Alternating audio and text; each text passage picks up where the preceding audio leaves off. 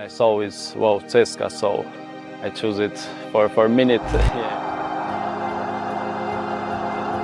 Среща. Залага на формация 3-4-3.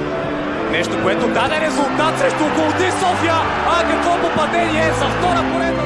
Ще действа по този начин срещу теб. Беше подготвен за този финт ползи.